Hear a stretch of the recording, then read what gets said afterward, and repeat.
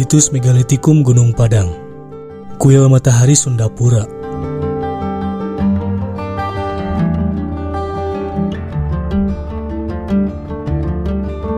Gunung Padang di Cianjur adalah situs megalitik yang diduga berusia sangat tua, yakni 25.000 tahun. Diperkirakan, situs ini dibangun oleh leluhur bangsa Galuh Agung. Mereka menempatkan dan menata Gunung Padang sebagai bangunan suci yang pada umumnya disebut Sundapura atau bangunan suci bangsa matahari. Padang berarti tanah yang terhampar luas atau dataran tanpa penghalang, sehingga kita dapat melihat dengan jelas ke seluruh penjuru arah. Istilah Padang berasal dari beberapa suku kata, yaitu Pa, Da, dan Hyang. Pa dapat diartikan tempat, Da atau besar, atau gede, atau agung, atau raya. Hyang berarti eyang, atau moyang, atau biang, atau leluhur agung.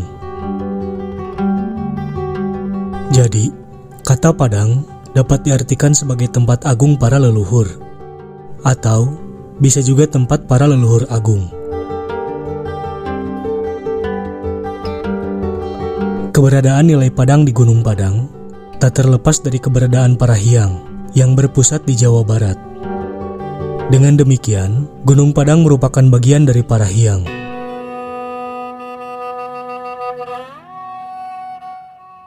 Para Hyang berasal dari beberapa suku kata, yaitu Pa, Ra, dan Hyang. Pa berarti tempat, Ra berarti matahari, dan Hyang berarti eyang, atau moyang, atau biang, atau leluhur agung. Lebih kurang, maknanya dapat diartikan sebagai tempat leluhur matahari, atau tempat leluhur bangsa matahari, yang ditandai dengan adanya Pura Agung Gunung Parang di Jatiluhur, Purwakarta. Diduga, seluruh bentuk gerbang pura serta gerbang keratuan atau keraton Nusantara yang ada pada saat ini mengacu pada bentuk dasar Gunung Parang di Jatiluhur, Purwakarta. Namun, anggapan ini belum memiliki kepastian, perlu diteliti lebih lanjut.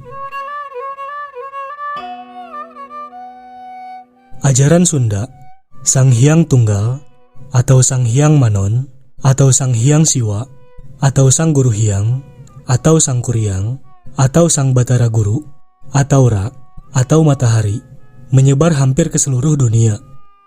Dan hingga saat ini, jejaknya masih terdapat di seluruh benua Asia, Afrika, Eropa, bahkan sampai Amerika, yang ditandai dengan adanya bangunan kuil matahari, atau Temple of the Sun.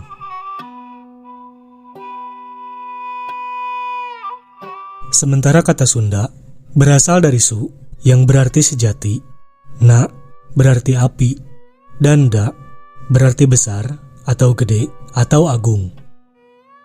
Maka dari itu, Sunda dapat diartikan sebagai sejatinya api besar, atau api agung yang sejati.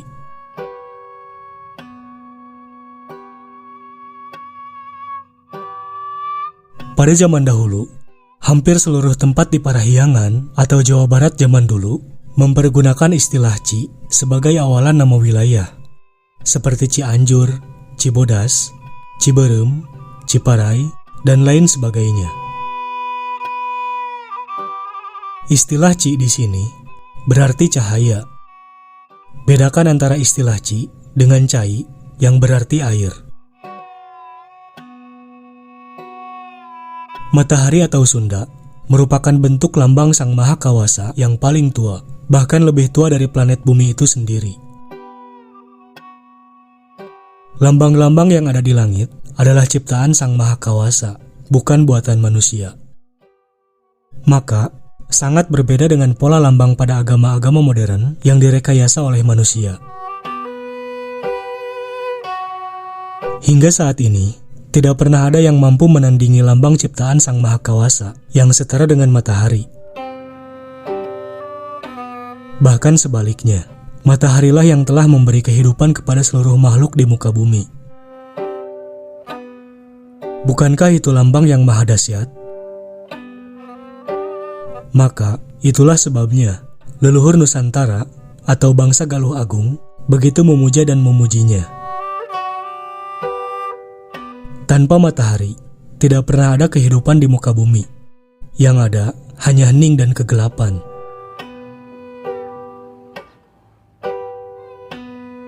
Meski terdapat sedikit perbedaan dalam bentuk bangunan di setiap negara, namun secara prinsip memiliki fungsi serta makna yang sama, yaitu untuk bersembahyang kepada para leluhur sebagai wakil dari Hyang Mahakawasa di alam nyata atau Marcapada. Sebab dalam ajaran Sunda atau Sundayana, Sang Mahakawasa itu betul-betul suci, terbebas dari daya kecerdasan manusia, sehingga tidak terdefinisikan dengan apapun. Tidak berwujud, tidak bernama, tidak berbentuk, tidak berwarna, tidak bersifat, tidak berpihak, dan tidak terbayangkan. Atau sering disebut sebagai Sang Suwung, Maha Gaib atau Maha Ketiadaan yang mutlak.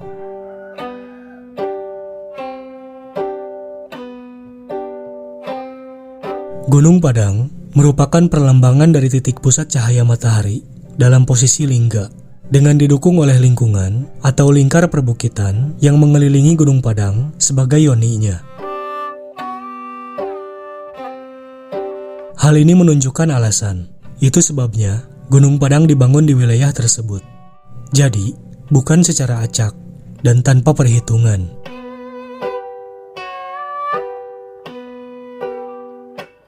Hal ini menunjukkan kelihayan survei para leluhur yang luar biasa dan sungguh-sungguh dalam menentukan letak bangunan suci. Boleh jadi, istilah Caang Padang atau terang benderang merupakan kata sandi atas pura matahari yang dengan sengaja disembunyikan agar tidak dihancurkan oleh musuh keraton Galuh Agung. Maka dari itu, untuk memahami keberadaan situs Gunung Padang, kita tidak boleh hanya tertuju pada objek situsnya saja. Sebab, mustahil para leluhur Galuh Agung terlepas dari konsep alam secara menyeluruh. Mereka begitu memuja alam sebagai lingkungan hidup yang harus selalu dihormati dan terjaga kesuciannya.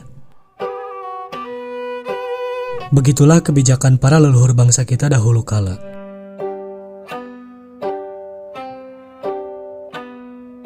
Karuhun atau para leluhur tidak mengenal budaya mempersembahkan manusia kepada Sang Hyang Tunggal. Hal itu hanyalah propaganda bangsa asing untuk menancapkan kekuasaan mereka melalui kedok penyebaran agama.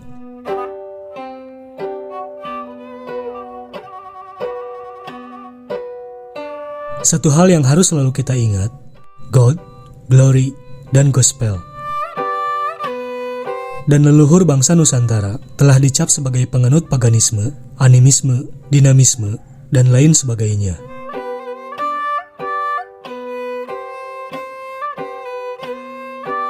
Namun anehnya, hingga saat ini, kita tidak pernah mendengar penganut paganisme, animisme, dan dinamisme yang merusak alam dan lingkungan hidup, atau masang bom, apalagi korupsi.